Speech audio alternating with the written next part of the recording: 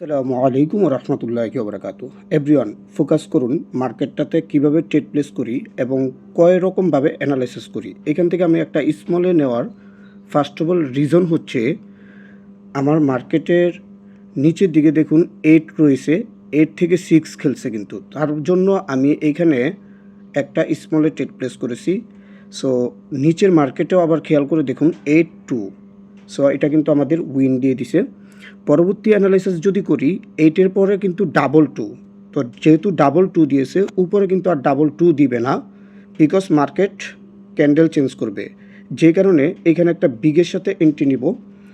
তো বিগের সাথে একটা এন্ট্রি নিয়ে নিলাম, আর মার্কেটে আমার ব্যালেন্স ছিল 64,000, আমার টার্গেট হচ্ছে 1 লাখ। সো দেখতে থাকুন, এইখানে কিন্তু আমি বিগের সাথে এন্ট্রি নিয়েছি, এটা কিন্তু আমাদের উইন দিয়ে দিছে। তো এখন এটাও উইন হয়ে গেছে।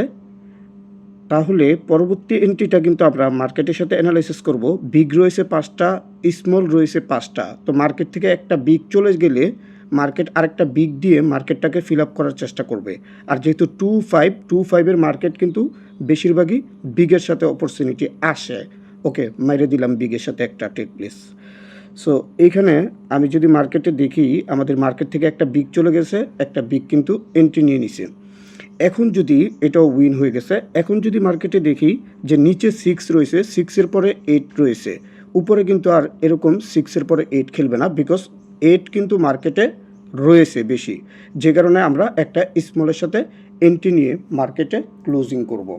এটা যদি উইন হয়ে যায় তাহলে আলহামদুলিল্লাহ কমপ্লিট, আর যদি উইন না হয় তাহলে পরবর্তীতে রিকভার শট নেব, আমার ব্যালেন্স টার্গেট ফিল আপ হয়ে যাবে।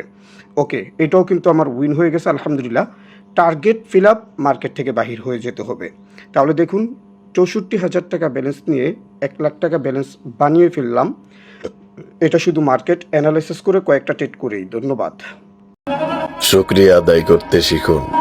ওই উপরওয়ালা একদিন শ্রেষ্ঠ জিনিসটাই আপনাকে উপহার দিবেন।